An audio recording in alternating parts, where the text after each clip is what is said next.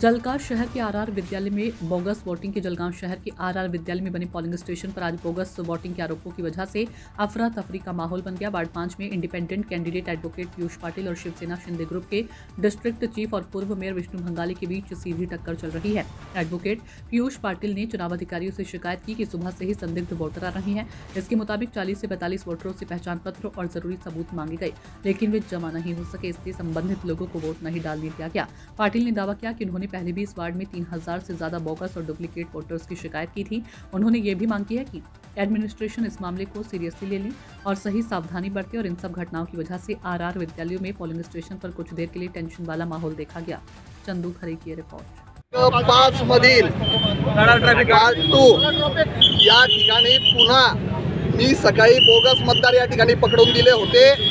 त्यानंतर पुन्हा या पराग लक्ष्मण पाटील हा या ठिकाणी बोगस मतदान करायला त्या ठिकाणी गेलेला होता।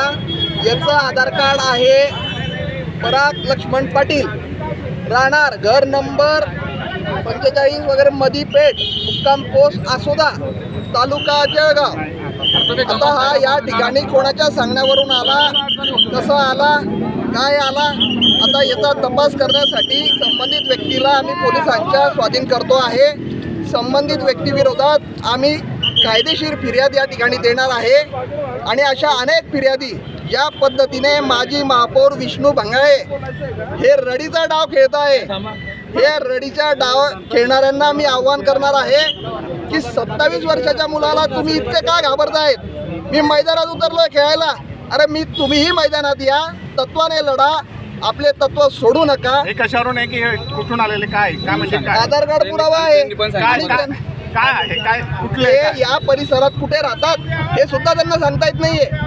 त्यांचा याच्यावर पत्ता आसोदा आहे, त्या आसोद्याहून डायरेक्ट इकडे आलेले आहे असं त्यांचं म्हणणं आहे।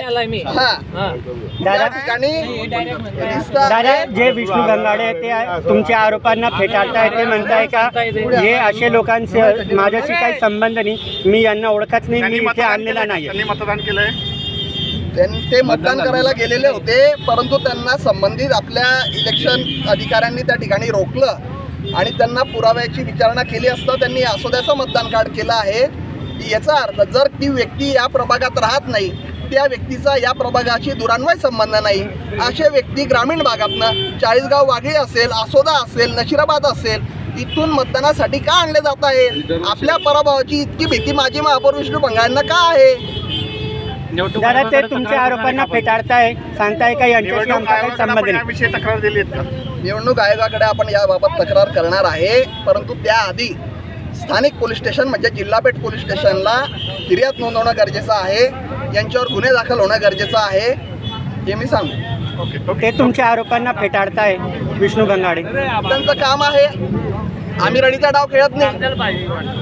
Okay, done.